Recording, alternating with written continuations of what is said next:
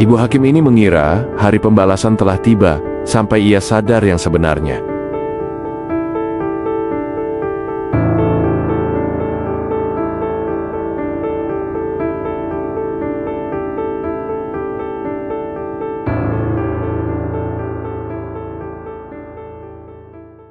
Pagi itu, Aceh Tamiang tenggelam. Banjir bandang datang tanpa ampun.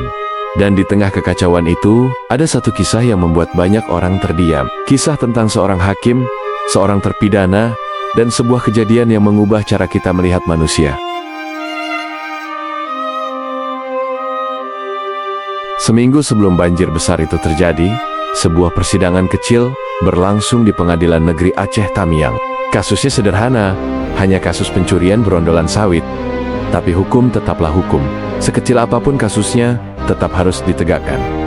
Hakim yang memimpin sidang, seorang wanita yang bernama Kisti Widyastuti, akhirnya menjatuhkan putusan bersalah dan terdakwanya dikirim ke penjara.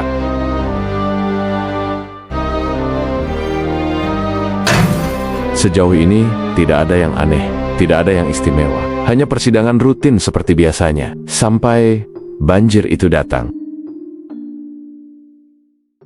Saat air mulai naik, sang hakim dan beberapa temannya berusaha untuk melakukan evakuasi, namun air semakin tinggi, hingga mencapai 2,5 meter, sang hakim pun terjebak. Arus semakin deras, listrik padam, tidak ada pelampung, tidak ada bantuan, dan tidak ada jalan keluar. Dia semakin panik. Dan di tengah derasnya suara air, ia melihat beberapa orang pria yang memakai baju tahanan muncul dari kejauhan. Dan satu di antaranya, bajunya basah, tubuhnya penuh lumpur, dan wahannya seperti tidak asing bagi sang hakim. Dan situasi makin mencekam. Sang hakim tersadar, pria itu adalah terpidana yang ia vonis bersalah hanya beberapa hari sebelumnya.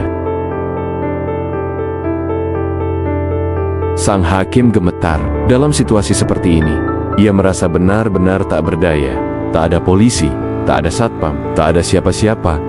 Hanya ada dia, dan laki-laki yang mungkin punya alasan untuk membencinya. Sang hakim berpikir, karena ini adalah momen dan waktu yang tepat untuk laki-laki itu balas dendam. Tapi laki-laki itu tidak datang mendekatinya. Ia justru berlari meninggalkan sang hakim dalam ketakutan, sambil berteriak, "Tunggu di situ, Bu, saya cari perahu." Ternyata, si terpidana dibebaskan sementara. Dalam kondisi bencana besar seperti ini, sering ada yang namanya dispensasi darurat, pembebasan sementara untuk narapidana berisiko tenggelam di lapas. Mereka tetap diawasi, tetap wajib kembali, tapi nyawa manusia didahulukan. Jadi laki-laki itu bukan kabur, namun ia memilih melakukan sesuatu yang tidak pernah disangka siapapun.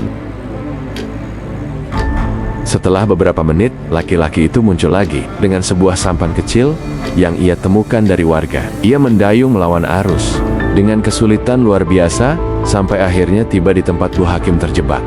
"Ayo Bu, naik." Sang hakim tak bisa berkata apa-apa, bahkan tak bisa menahan air mata. Laki-laki yang ia vonis bersalah hari ini justru akan menyelamatkan nyawanya.